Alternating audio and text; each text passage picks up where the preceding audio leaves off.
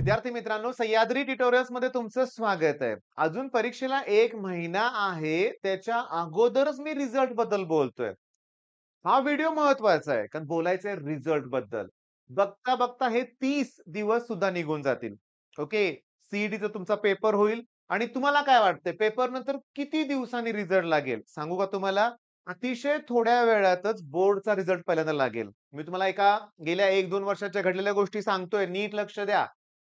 एक बॅच तर आमची अशी होती, की आदल्या दिवशी बघा बोर्डचा रिझल्ट लागला. ओके. आणि दुसऱ्या दिवशी सीईटीची तुमची ॲन्सर की ओपन झाली. आता ॲन्सर की म्हणजे तुम्ही जो पेपर अटेम्प्ट करताना तो तुम्हाला व्हिजिबल होतो. काही दिवसासाठी आणि मी तुम्हाला सांगतो, मग असं झालं की बोर्डला चांगले मार्क पडलेत, सीईटीला स्कोर नाहीये. आता होतंय काय बघा, मी तुम्हाला क्लिअरली सांगतो लक्षात घ्या, की तुम्हाला तुमच्या आयुष्यातला प्रत्येक दिवस चांगला आनंदात घालवायचा आहे ना, मग सीईटीचा रिझल्ट सुद्धा चांगलाच हवाय. मी तुम्हाला क्लिअरली सांगतो, मी 12वीत असताना माझा रिझल्ट नव्हता चांगला लागला. मला माहिती होतं रिझल्ट चांगला लागणार नाही. तो रिझल्टचा तणाव अतिशय जास्त होता माझ्यावर. बरं, तुम्हाला मी हे सांगतोय याच्यामागचं कारण आहे 1 महिन्यात प्रॉपर प्लॅन करून अभ्यास करायचा आहे. मी तुम्हाला सांगतो, की सीईटीमध्ये तुम्हाला जेव्हा तुमची ॲन्सर की मिळेल, तुमचा पेपर तुम्हाला व्हिजिबल होईल, तेव्हा तुम्ही पहिला स्कोर काउंट करणार. बघा आणि तुमचा स्कोर किती आहे त्याच्यावर तुम्ही थोडंफार तुमचं पर्सेंटेज गेस करू शकताय. पण इथं मग आपल्याला डिस्कस केलं पाहिजे सेफ स्कोर. बघा मी तुम्हाला जास्त वेळ तुमचा घेणार नाहीये. पण मी तुम्हाला क्लिअरली सांगतो निदान 100 प्लस तरी स्कोर हवा आहे मिनिमम. मग यासाठी काय केलं पाहिजे? मॉक टेस्ट दिल्या पाहिजेत आणि मला सांगताना अतिशय आनंद होतोय, की जी मुलं 50, 60, 50 प्लस म्हणूया आपण बरं का, ज्यांचा मॉक टेस्टमध्ये 200 पैकी 50 पेक्षा जास्त स्कोर सध्या होतोय की नाही, ते पण कधी गेस न करता, गोळ्या न मारता, ते तुक्का न मारता म्हणूया आपण, ज्यांचा स्कोर 50-60 होतोय ना, ते आरामात निदान सेफ स्कोर तरी क्रॉस करतील. जेव्हा तुम्ही हा स्कोर क्रॉस कराल ना 200 पैकी मिनिमम 100 तरी, तेव्हा तुम्हाला खात्रीनं तुम्ही 90 प्लस पर्सेंटाइलकडे जाल. आता 90 प्लस पर्सेंटाइलला काहीच मिळत नाही हो, असं तुम्ही म्हणणार. अरे, पण मी तुम्हाला अशी हजारो नाही लाखो मुलं आहेत, की ज्यांचं पर्सेंटाइल एवढं पण नाहीये. ॲक्चुअली आपल्याला ह्या टॉप 10 पर्सेंटाइलमध्ये यायचंच आहे. म्हणजे निदान रिझल्ट नंतरचं आपलं जे काही लाईफ असेल ना, ते नीट आनंदात राहील. मी असं म्हणत नाही, की रिझल्ट खराब लागला तर लाईफ एकदम डिस्टर्ब झालं, तसं नाही. तो तणाव वेगळा आहे.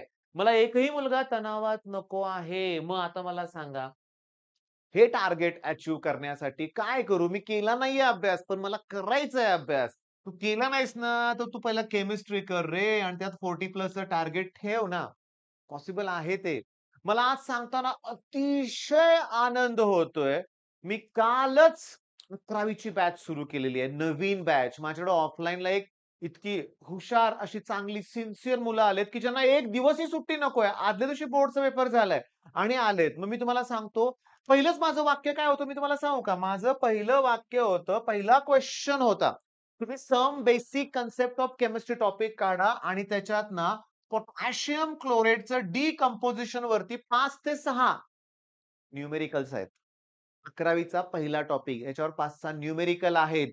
नंतर तुम्ही ट्रान्झिशन आणि इनर ट्रान्झिशन एलिमेंटमध्ये गेल्यानंतर तुम्हाला वाक्य दिसेल, की याच्या डिकंपोझिशनमध्ये MnO2 हा कॅटलिस्ट वापरतायत. तो 10वीतला स्टुडंट होता. दिसले त्याचं आडनाव आहे बरं का. हे आडनाव मला सांगा, तुम्ही कमेंटमध्ये सांगा, की हे तुम्ही आडनाव ऐकलं आहे का?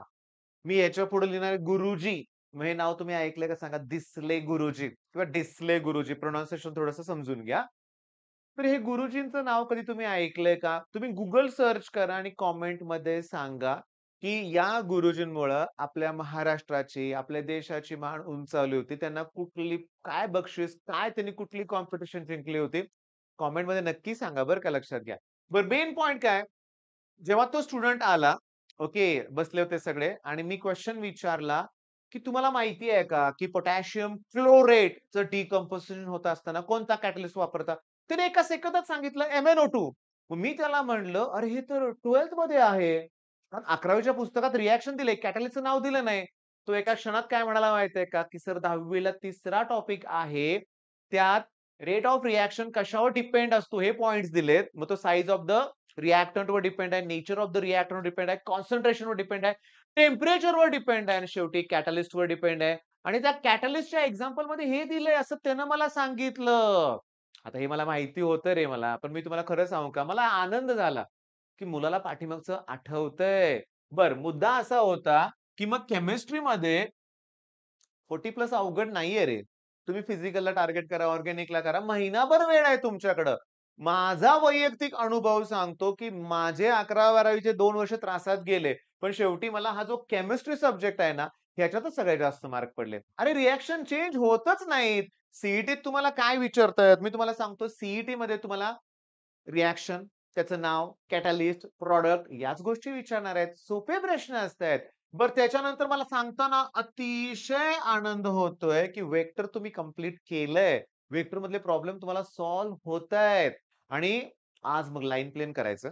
आज at any cost line plain करा आणि बहुतेक आपल्या स्ट्रक्चरमध्ये किंवा स्ट्रक्चर नाही, आपल्या शेड्यूलमध्ये केमिकल बॉन्डिंग आहे. ॲट एनी कॉस्ट करायचं. तो व्हिडिओ बघा तुमचे सगळे पॉइंट्स क्लिअर होतील. केमिकल बॉन्डिंगमध्ये ना सांगतो ते स्ट्रक्चर, कुठल्या टाइपचं स्ट्रक्चर आहे, जिओमेट्री वगैरे सगळे पॉइंट आहेत. बघा आज तो शेड्यूलमध्ये पॉइंट आहे का बघा बरं का बाळांनो.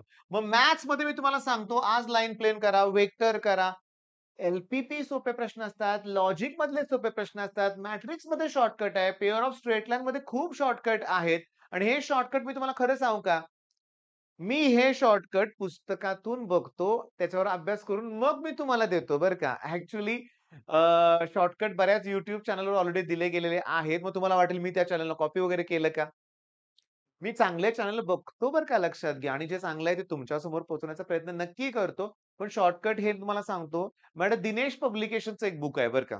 ओके. आता तुम्हाला वाटेल दिनेश सरांचं पुस्तक ब्रह्मास्त्र. नाही. ब्रह्मास्त्र बेस्ट बुक आहे. दिनेश पब्लिकेशन जसं तुम्हाला सांगतो जसं नवनीत पब्लिकेशन, टार्गेट पब्लिकेशन. तर तो तुम्हाला सांगू का तुम्ही नशीबवान आहात रे तुम्हाला तुमचे टेक्स्ट बुक मिळालेत. काही वर्षापूर्वी जेव्हा बोर्डचे टेक्स्ट बुक नव्हते, बोर्डची पुस्तकं नव्हती तेव्हा नरेंद्र पब्लिकेशन, निराली पब्लिकेशन, दिनेश पब्लिकेशन, त्याच्यानंतर तुम्हाला सांगतो विद्याभारती पब्लिकेशन, हिमालय पब्लिकेशन, टाटा मॅग्रा-हिल अरे वेगळे-वेगळे पब्लिकेशनच्या पुस्तकाचा अभ्यास करावा लागत होता. तुमचं नशीब आहे पुस्तकाच्या बाहेरचं काही येत नाही. लाईन टू लाईन क्वेश्चन आहेत लक्षात घ्या. मग दिनेश पब्लिकेशनमध्ये जबरदस्त शॉर्टकट आहेत. अरे इंटिग्रेशनच्या प्रत्येक न्यूमेरिकलला त्यांनी शॉर्टकट दिलेत. अरे पण नाही लक्षात राहत. पण मी काय सांगतो pair of straight line, matrix हे टिपिकल शॉर्टकट आहेत तुम्हाला करायचे आहेत आणि तिथं तुमचं मॅथ्समध्ये 60 प्लसचं टार्गेट झालं का 100 प्लस इथंच अचीव्ह. हे मी 1000 वेळा सांगून झालंय माझं. आता सांगतो. सर माझा पोर्शन कव्हर होईल का? होणार. सर माझा चांगला स्कोर होईल का? होणार. माझे पर्सेंटाइल चांगली येणार आहेत का? येणार. कधी?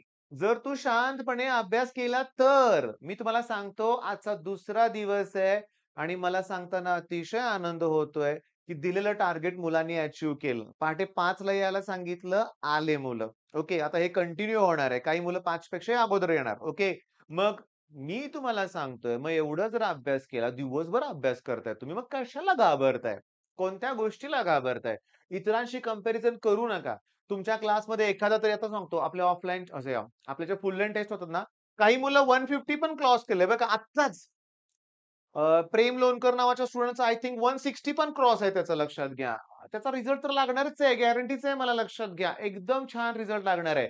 पण थांबा ना, त्याला 160 पडले, तुम्हाला 40च पडलेत.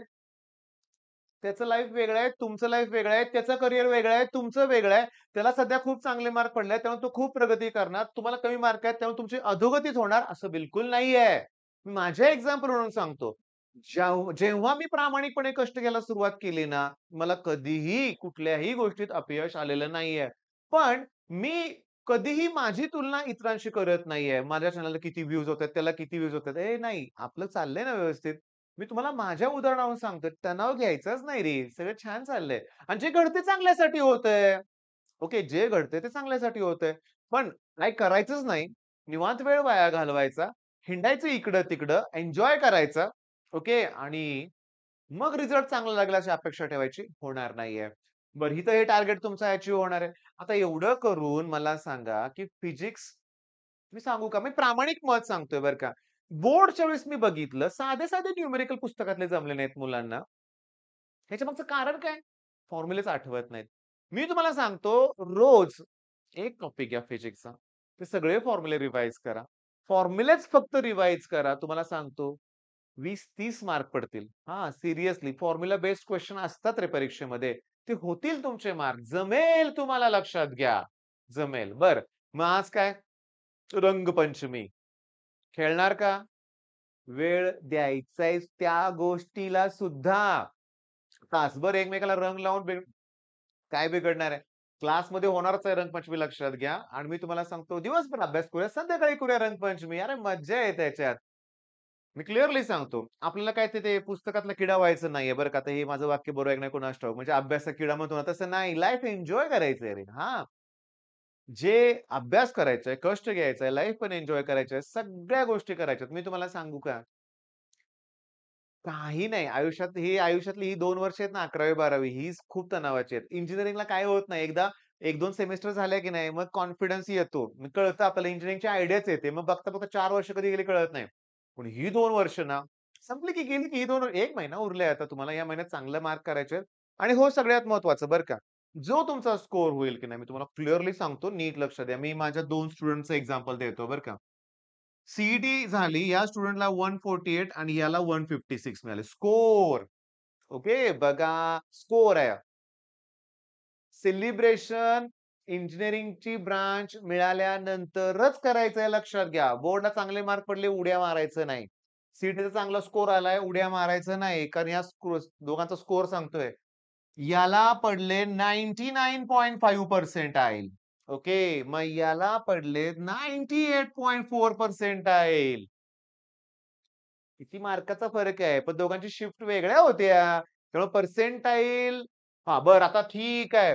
सेलिब्रेशन हे ना आता फटाके वाजवले पाहिजेत का? बिलकुल नाही. कारण नंतर तुम्हाला सांगतो, या स्टुडंटला सुद्धा चांगलं कॉलेज मिळालं. याला सुद्धा चांगलं कॉलेज मिळालं. ओके. ऑब्व्हियसली आता ते फायनल इयरला आहेत. मला माहिती आहे दोघांच्याकडून चांगल्या न्यूज मला मिळणारच आहेत, की जबरदस्त त्याची प्लेसमेंट होणार आहे. आणि हे 2 स्टुडंट एकमेकांचे चांगले मित्र आहेत. पण थांबा ना. ते म्हणतोय ना मी तुम्हाला शांत राहायचंय बरं का. आता काय आपले वेगळेच विषय चाललेत. आपण आत्ताच रिझल्टबद्दल बोलतोय. पण हे होणार आहे. तुम्ही आत्ताच नाही या गोष्टीचा विचार केला तर रिझल्ट नंतर त्रास होणार आहे. नको आहे मला म्हणून मी 100 प्लस तरी टार्गेट आत्ता ठेवणार आहे. हां, या 10 दिवसात मला तिथपर्यंत पोहोचायचंय. बरं हे करत असताना मी तुम्हाला क्लिअरली सांगतो दिनेश सरांनी टेस्ट द्यायला सुरुवात केले. नक्की चेक करा. पी-जी-एम-एन ॲपवर टेस्ट आहेत का बघा. सोविन सरांनी टेस्ट दिलेल्या आहेत. ह्या टेस्ट तुम्हाला एकलव्य बॅचमध्ये फ्री भेटत असतील. त्याचबरोबर यश आराध्य हे चॅनल सुद्धा चेक करा. ओके. तिथवर तुम्हाला आता फ्री टेस्ट मिळतील. अरे द्यायच्या टेस्ट मी सांगतो द्यायच्या. द्यायच्या टेस्ट. आता एका टॉपिकवर सरांनी रोज एक टॉपिक ठेवला असेल. काय प्रॉब्लेम आहे? आणि हो मला अभ्यास करायचा आहे, तो टॉपिक रिवाईज करायचा आहे, यात पडूच नका तुम्ही. मला डायरेक्टली पेपर द्या, मला बघू किती अटेम्प्ट होतोय. कारण आता त्या स्टेजला पोहोचायचं आहे आपल्याला, की कधीही कुठलाही पेपर द्या, मी तो सोडवतो. हां, मला आठवतंय सगळं. मला क्लिक होतंय. अरे 10वी पर्यंत असं कधी केलंच नाही रे. 10वी पर्यंत आज सायन्स 1 उद्या सायन्स 2 पुन्हा जिओग्राफी, हिस्ट्री वेगवेगळे पेपर असायचे आणि आपण एका दिवशी तेवढाच विषयाचा अभ्यास करायचो. मी तुम्हाला खरं सांगू का गव्हर्नमेंटनं काय केलं पाहिजे, अशा सी सारख्या टेस्ट ठेवा ना 5वी पासून.